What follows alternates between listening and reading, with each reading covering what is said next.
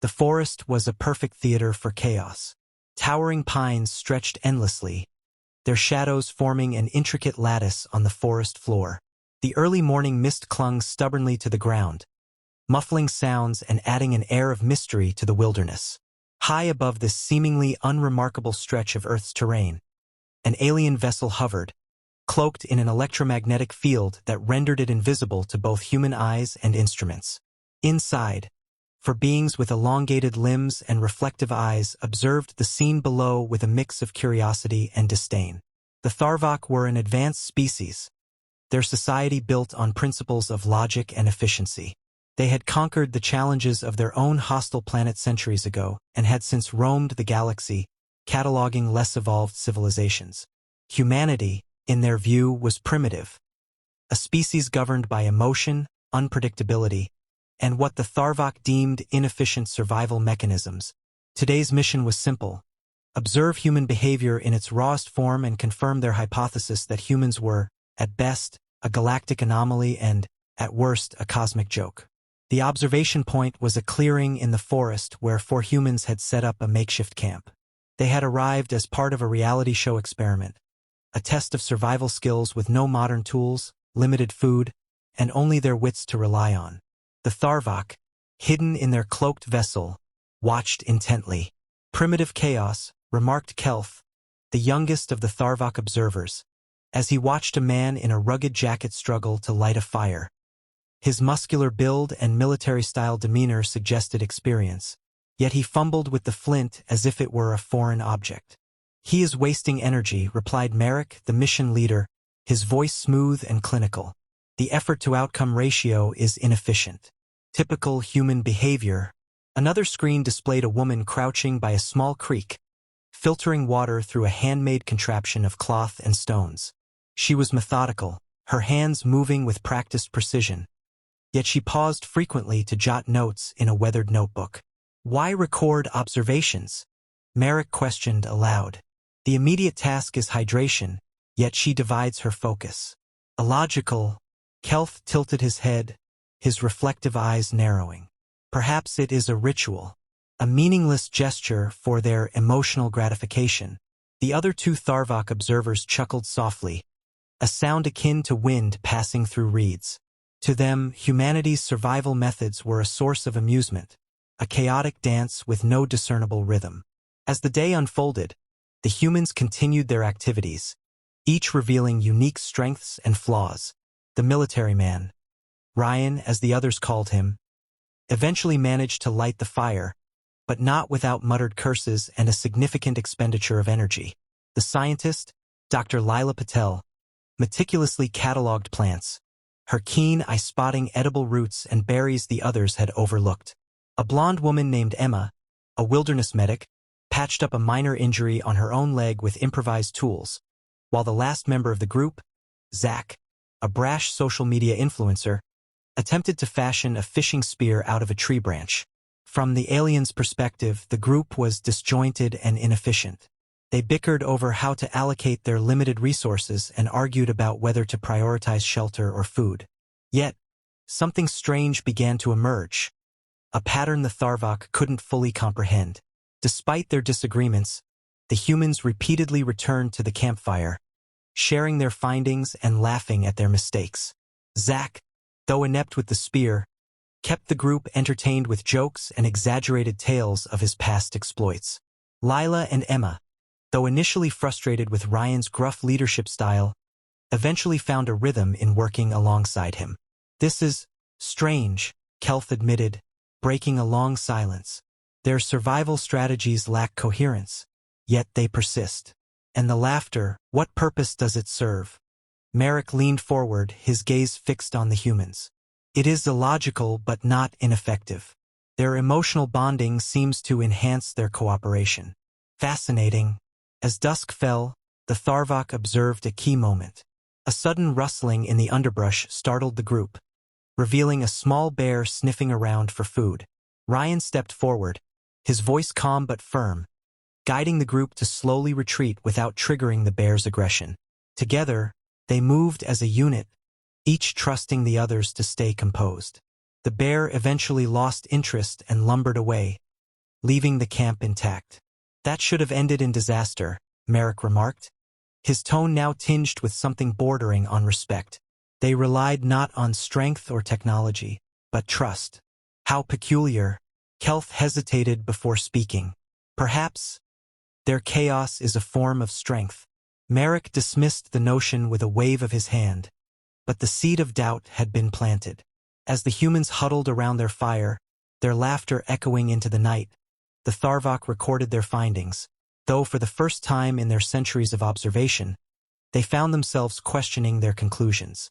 Unbeknownst to the humans, their most powerful tools weren't the crude implements they had fashioned, but their resilience, camaraderie, and ability to find humor in even the direst of situations. For the Tharvok, this was only the beginning of a much larger lesson. The forest tested the humans mercilessly. A sudden storm rolled in, drenching the camp in a matter of minutes. The group scrambled to cover their supplies, hastily throwing a tarp over the firewood and securing the crude lean-to they'd constructed. Rain slicked the earth, turning their clearing into a muddy quagmire. From their cloaked vessel, the Tharvok watched with detached curiosity, their glowing eyes narrowing at the unfolding chaos. "This is why they fail," Merrick said, his voice tinged with condescension. "No preparation, no foresight. They rely on chance to survive." Kelth tilted his head, watching as the humans wrestled with the storm. Ryan barked orders, his military training kicking in as he directed Zack to reinforce the shelter with additional branches, while Emma and Lila worked to salvage their supplies. Despite the disarray, there was a rhythm to their actions, improvised but effective. "They adapt quickly," Kelth noted. "Their actions seem unplanned, yet they achieve results." "Adaptation without structure is chaos," Merrick countered. "They cannot sustain such inefficiency." But as the storm passed and the group regrouped, it became clear that chaos was not the weakness the Tharvok believed it to be. The humans worked together to rebuild their camp, laughing off their soaked clothes and joking about Zack's failed attempt to build a drainage trench. What the Tharvok couldn't understand was the resilience in their humor, the way it buoyed their spirits and renewed their determination. Later that evening, another challenge presented itself. The group decided to venture deeper into the forest to forage for food. Lila led the way, her knowledge of botany proving invaluable as she identified edible plants and berries. But their progress was slow, hampered by Zack's inexperience and Ryan's insistence on caution. The Tharvok watched with growing frustration. "They waste so much energy debating," Merrick said, his tone bordering on exasperation. "If they simply followed a clear leader, they could achieve their goals more efficiently." "They are learning," Kelth replied thoughtfully. "Each mistake seems to teach them something." As night fell, the group faced their greatest test yet. A rushing river blocked their path, its current too strong to wade through safely. Ryan suggested finding a way around, but Emma spotted a fallen tree spanning the water upstream. The group argued briefly. Zack insisted the tree was too dangerous, while Ryan argued it was their best option. The Tharvok watched intently, expecting failure. To their surprise, the humans devised a system. Lila tested the tree's stability while Ryan fashioned a makeshift rope from vines, anchoring it to nearby trees as a safety line. One by one, they crossed, each member encouraging the next. Zack, the most hesitant, was met with cheers when he finally made it across. "This is absurd," Merrick said, his tone uncharacteristically uncertain. "They should have failed." "They succeeded because they supported one another," Kelth said softly. Merrick fell silent, the weight of that observation lingering in the air. Below, the humans sat on the far bank, exhausted but triumphant. Chaos, it seemed, had a logic of its own. For the Tharvok, observation was meant to be a detached exercise, an impartial collection of data. But after days of watching the humans, their curiosity had shifted into something more personal. The humans' illogical survival methods, their strange emotional resilience, and their chaotic teamwork defied everything the Tharvok believed about efficiency and order. Kelth, in particular, was captivated. He had spent hours replaying clips of the humans' river crossing, analyzing their cooperative chaos. "I must understand," he muttered, activating his handheld analysis drone despite Marek's disapproving glare. Do not interfere, Marek warned. Our role is observation, nothing more. Kelth ignored him. His drone, invisible to the naked eye, hovered silently toward the humans' camp. It circled above as they worked on reinforcing their shelter, scanning their actions and emotional responses. Zach, ever the joker, pretended to trip over a root, sending the group into a fit of laughter. The drone's sensors picked up elevated heart rates and chemical changes in their bodies. They grow stronger after laughter, Kelth noted, baffled. They waste energy on frivolity, Marek snapped. But Kelth's curiosity had pushed him too far. The drone, attempting a closer scan, clipped a low-hanging branch, causing a faint hum to resonate through the forest. The humans froze. Ryan's military instincts kicked in immediately as he raised a sharpened spear and gestured for silence. What was that? Lila whispered, scanning the treetops. Probably a bird, Zach said dismissively. Birds don't hum, Emma countered. Before Kelth could recall the drone, Ryan's sharp eyes caught a faint shimmer in the air. He hurled his spear, striking the drone's cloaking field and causing it to short-circuit. The device crashed to the ground, sparks flying. The group gathered around the strange object, their faces a mix of awe and confusion. This isn't from Earth, Lila said, her voice trembling. What do you mean, not from Earth? Zach asked, eyes wide. Ryan's expression darkened. We're not alone out here. In their cloaked ship, the Tharvok panicked. Marek barked orders to retreat, but Kelth hesitated. They've seen the drone. They know something is out there. Hiding further will only deepen their suspicions. Marek glared at him. And what do you suggest? We reveal ourselves? Yes, Kelth said firmly. Let us learn directly. These humans are unlike any species we've studied. Their chaos has a purpose we do not yet understand. Against Marek's protests, Kelth deactivated the ship's cloaking field. In the clearing below, the humans watched in stunned silence as the Tharvok ship materialized above the treetops, its sleek, silver form shimmering in the moonlight. A moment later, four tall, slender figures descended on beams of light, their reflective eyes locking onto the humans. Ryan raised his spear instinctively, but Lila placed a hand on his arm. Wait, they're not attacking. The Tharvok stood before the humans, their movements slow and deliberate. Kelth stepped forward, bowing slightly. We mean no harm. We are observers, here to study your survival methods. Study us? Emma asked, incredulous. Why? Kelth hesitated. Because you are unlike anything we have encountered. Your methods defy logic, yet you endure. Ryan's eyes narrowed. And what happens when you're done studying us? Kelth glanced at Marek, who remained silent, then back at the humans. Perhaps you will study us as well. There is much we can learn from one another. The tension in the clearing lingered, heavy and uncertain. But for the first time, the humans and the Tharvok stood face to face. The boundary between observer and observed irrevocably shattered. The clearing felt like the center of the universe, where two species stood facing one another under the pale light of the moon. The humans, still damp from the earlier storm, clutched their makeshift weapons with white-knuckled grips. The Tharvok, towering and otherworldly, radiated an eerie calm. For a moment, no one moved. You're just watching us?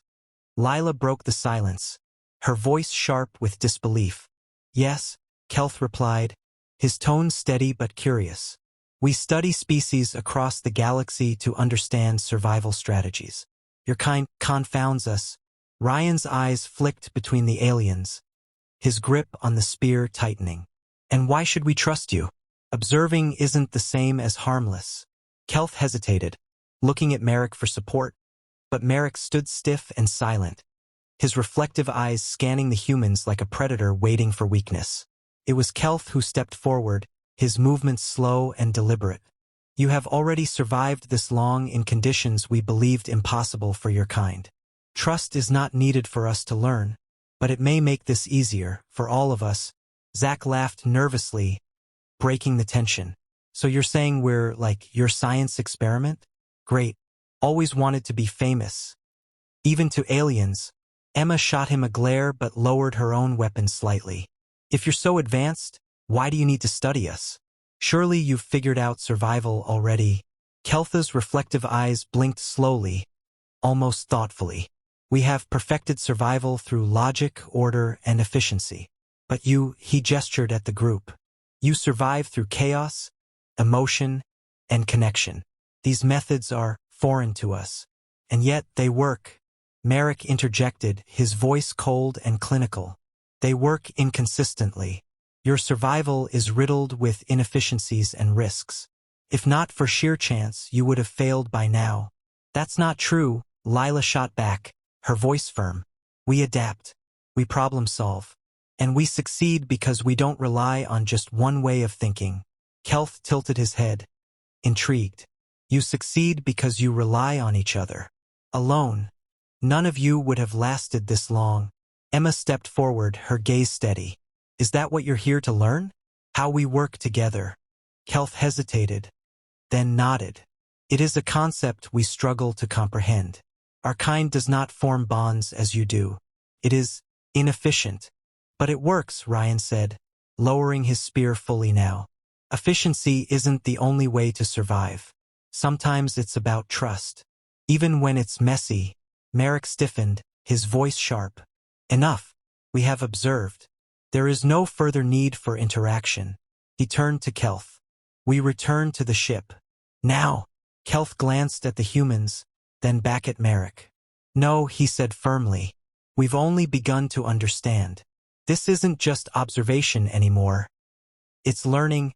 Marek's reflective eyes narrowed, but he said nothing. The humans exchanged uncertain glances, sensing the shift. Kelth turned back to the group.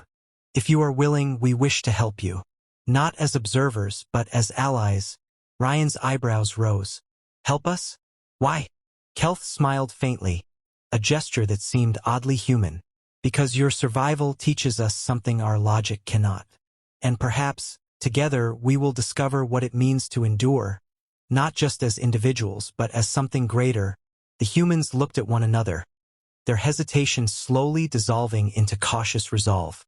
For the first time, they realized they weren't just surviving for themselves. They were showing an advanced race what it truly meant to be human. The Tharvok stepped closer, their forms blending into the firelight as they began to work alongside the humans. Together, they would rebuild the camp, bridge the gap between species, and learn that survival wasn't just about overcoming nature. It was about understanding the strength in chaos, connection, and the human spirit.